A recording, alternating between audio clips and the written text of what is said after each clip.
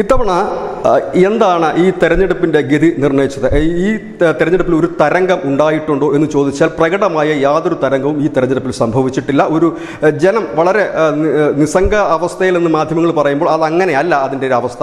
പകരം എന്തുകൊണ്ടാണ് ഒരു തരംഗമില്ലാതെ എന്ന് പോയതെന്ന് ചോദിച്ചാൽ പ്രത്യേകിച്ച് ഭരണവിരുദ്ധ വികാരം കേന്ദ്ര സർക്കാരിനെതിരെ രാജ്യത്തെങ്ങും അലയൊടിക്കുന്നില്ല. 2019 അതേ സമാന രീതിയിൽ തന്നെ 2024 പോകുന്നു. ഈ ഭരണപക്ഷത്തിനെതിരെ ഒരു ആരോപണം ഉന്നയിക്കാനോ ഒരു വലിയ രീതിയിലുള്ള അറ്റാക്ക് നടത്തുവാനോ പ്രതിപക്ഷത്തിന് കഴിഞ്ഞിട്ടില്ല.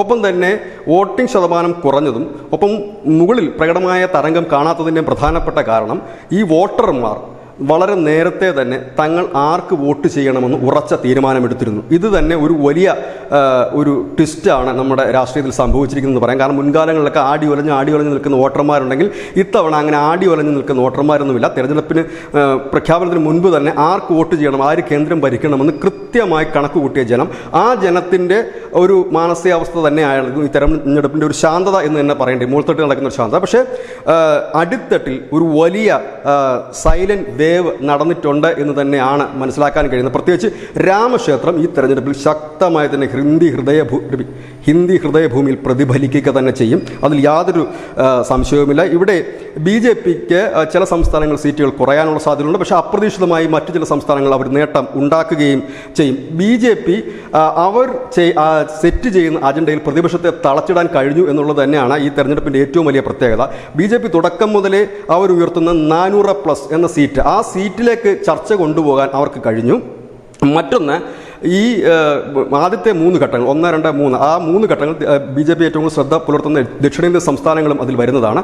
ആ 3 ഘട്ടങ്ങളിലും BJP അങ്ങോട്ടേക്ക് അറ്റാക്കിന് പോകാതെ ഒരു സൈലന്റ് മോഡിലുള്ള പ്രവർത്തനമായിരുന്നു. അതിനവരെ സഹായിച്ച പ്രധാനപ്പെട്ട ഘടകം അവരുടെ വികസനം തന്നെയായിരുന്നു. കാരണം ഈ കേന്ദ്ര സർക്കാരിൻ്റെ പദ്ധതികൾ രാജ്യത്തെ മിക്കവാറും എല്ലായിടങ്ങളിലും എത്തിയിട്ടുണ്ട്. പ്രത്യേകിച്ച് കേരളത്തിൽ അതിൻ്റെ ഗുണഭോക്താക്കളായിട്ടുള്ളത് 1.25 കോടി പേരാണ്. അതായത് ഏതെങ്കിലും ഒരു പദ്ധതിയുടെ 201 പദ്ധതികൾ ഉണ്ട്. അതിൽ ഏതെങ്കിലും ഒരു പദ്ധതിയിലെ ഭാഗമായിട്ടുള്ളവരുടെ എണ്ണമാണ് പറഞ്ഞത്.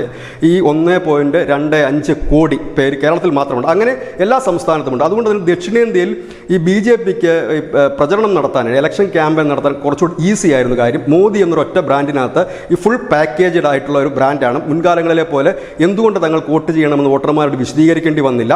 അതുപോലെ തന്നെ ഈ പദ്ധതികളെക്കുറിച്ച് വലിയ വിശദീകരണം കൊടുക്കേണ്ടി വന്നില്ല. കാരണം ഭൂരിപക്ഷം പേർക്കും ഏതെങ്കിലും ഒരു പദ്ധതിയെക്കുറിച്ച് വ്യക്തമായ ധാരണയുണ്ട്. കേരളത്തിലാണ് അടക്കം എല്ലായിടത്തും അതിൻ്റെ ഒരു ധാരണ നിൽക്കുന്നു. ഒപ്പം തന്നെ ഈ മുസ്ലിം വോട്ടുകളെ കൺസോളിഡേറ്റ് ചെയ്യാൻ കോൺഗ്രസ് അതീവമായി ശ്രമിച്ചതിൻ്റെ ഫലമായിട്ട് മുസ്ലിം വോട്ടുകളിൽ കോൺഗ്രസിനെ തളച്ചിടുവാനായിട്ട് മാത്രമാണ് ഇവിടെ ഈ BJPയുടെ ചില നേതാക്കൾ വർഗീയപരമായ ചില പരാമർശങ്ങൾ നടത്തി എന്ന് പറയുന്നുണ്ടെങ്കിൽ അത് ആ ഭാഗത്തേക്ക് വേണ്ടി മാത്രമാണ്. അതിലവർ വിജയിക്കുകയും ചെയ്തിട്ടുണ്ട്.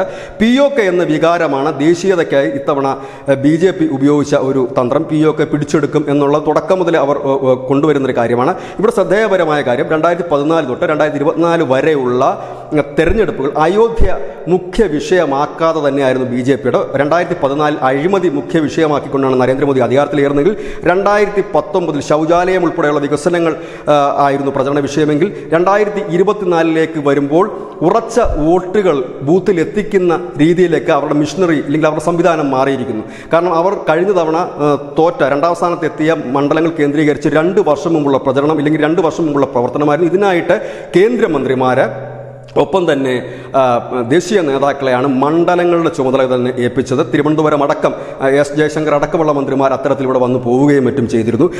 അതിൻ്റെ ഒരു ഗുണം ഈ ഇലക്ഷൻ ഉണ്ടാകും എന്ന് BJP കരുതുന്നു. കോൺഗ്രസിനെ സംബന്ധിച്ച് പറഞ്ഞാൽ 27 ഘടകകക്ഷികളെ കൂട്ടിക്കെട്ടി മുൻപോട്ട് പോകുന്ന മുന്നണിക്ക് അധികമൊന്നും മുൻപോട്ട് പോകാൻ കഴിഞ്ഞിട്ടില്ല. എങ്കിൽ പോലും കോൺഗ്രസിന് കഴിഞ്ഞ തവണത്തേക്കാൾ നില മെച്ചപ്പെടുത്താൻ കഴിയും എന്ന് തന്നെ കരുതുന്നു. BJP ഇത്തവണ ദേശീയതയ്ക്കായി POK ഉപയോഗിച്ചു. ഒപ്പം തന്നെ 400+ എന്നുള്ളൊരു അജണ്ടയിൽ ആ ഒരു മുദ്രാവാക്യത്തിൽ പ്രതിപക്ഷത്തെ തളച്ചിടുവാനും അല്ലെങ്കിൽ വോട്ടർമാരുടെ ശ്രദ്ധ കേന്ദ്രീകരിക്കാനും അവർക്ക് കഴിഞ്ഞു. അതുപോലെ തന്നെ അയോധ്യ തെരഞ്ഞെടുപ്പിന് മുൻപ് തന്നെ അയോധ്യ വലിയ രീതിയിൽ തന്നെ ജനഹൃദയങ്ങളിൽ എത്തിക്കാൻ BJP കഴിഞ്ഞു. പലയിടത്തും നമുക്ക് ട്രെയിൻ സൗകര്യങ്ങളൊക്കെ ഒരുക്കിക്കൊണ്ടും സൗജന്യമായി ഭക്തരെ ഈ ക്ഷേത്രത്തിൽ എത്തിക്കുവാനുമൊക്കെ BJPയുടെ പ്രവർത്തകർക്ക് കഴിഞ്ഞിരുന്നു. അതിൻ്റെ ഒരു വലിയ ഗുണം അതുതന്നെയാണ് ഞങ്ങൾ പറയുന്നത്. ഒരു സൈലന്റ് വേവ് പ്രത്യേകിച്ച് ഹിന്ദി ഹൃദയഭൂമിയിൽ നടന്നിട്ടുണ്ട്. അത് ഈ രാമക്ഷേത്രവുമായി ബന്ധപ്പെട്ട് തന്നെയാണ്. അത് BJPക്ക് പാർട്ടിക്ക് അതീതമായ രീതിയിൽ തന്നെ വോട്ട് നൽകും എന്നുള്ള യാതൊരു സംശയമുണ്ട്. ഇത് കണ്ടറിഞ്ഞിട്ട് തന്നെയാണ് അരവിന്ദ് കെജ്രിവാളും ഒപ്പം തന്നെ കോൺഗ്രസ് ഭരിക്കുന്ന ഹിമാചലിലെ മുഖ്യമന്ത്രിമാരുമൊക്കെ അയോധ്യയിലേക്ക് സൗജന്യ യാത്രയും മറ്റും ഒക്കെ ചെയ്തുകൊണ്ട് വോട്ടർമാരെ ആകർഷിക്കാൻ ഒരു ശ്രമം നടത്തിയത്. ഏതായാലും അത്തരത്തിലാണ് പോകുന്നത്. അതുപോലെ അരവിന്ദ് കേജ്രിവാൾ ഒന്നും തന്നെ സംഭവിക്കാത്ത ഒരു ബൂമറാങ് ആയി മാറി എന്നുള്ളതാണ്. കാരണം അരവിന്ദ് കേജ്രിവാൾ പോയതും തിരിച്ചു വന്നതും പ്രതിപക്ഷത്തിന് ഒരു ഗുണവും ചെയ്തിട്ടില്ല. ഒപ്പം തന്നെ BJPയുടെ സഖ്യകക്ഷികളുടെ പ്രകടനം ചിലയിടങ്ങളിൽ ചില സംസ്ഥാനങ്ങളിൽ മങ്ങുവാനുള്ള സാധ്യതകൾ വളരെ കൂടുതലാണ്. കാരണം അതിന് അനവധി കാര്യങ്ങളുണ്ട്. മഹാരാഷ്ട്രയെ സംബന്ധിച്ച് പറയുകയാണെങ്കിൽ അവിടെ ചിഹ്നം ഒരു വലിയ വിഷയം തന്നെയായിരുന്നു. അത് ഈ ശിവസേനയാണെങ്കിൽ രണ്ടായി പിളരുകയും ഈ രണ്ടുപേർക്കും ചിഹ്നം ഒരു വിഷയമായി മാറുന്നു. NCPക്ക് ചിഹ്നം ഒരു വിഷയമായി മാറുന്നെങ്കിൽ മറ്റിടങ്ങളിൽ ബീഹാറിൽ, കാരണം BJP സംബന്ധിച്ച് അവരുടെ അലയൻസിൽ പ്രധാനപ്പെട്ട രാഷ്ട്രീയ പാർട്ടികൾ ഏതെന്ന് ചോദിച്ചാൽ അത് ഒന്ന് JDU ആണ് നിതീഷ് കുമാറിൻ്റെ, മറ്റൊന്ന് മഹാരാഷ്ട്രയിലെ അജിത് പവാറിൻ്റെ NCP, ശിവസേന ഷിൻഡെ വിഭാഗം.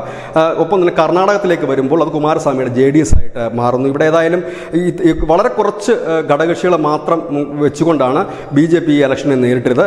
ബാക്കി അവർക്ക് UP അടക്കം അവർക്ക് ഘടകകക്ഷികളുണ്ടെങ്കിൽ അതൊക്കെ ചെറിയ ചെറിയ പാർട്ടികളാണ്. ഇപ്പോൾ നിഷാന്ത് പാർട്ടിയുണ്ട്, അതുപോലെ തന്നെ അപ്നാ ദളുണ്ട്, RLD ഉണ്ട്. അത് UP വരുമ്പോഴാണ്.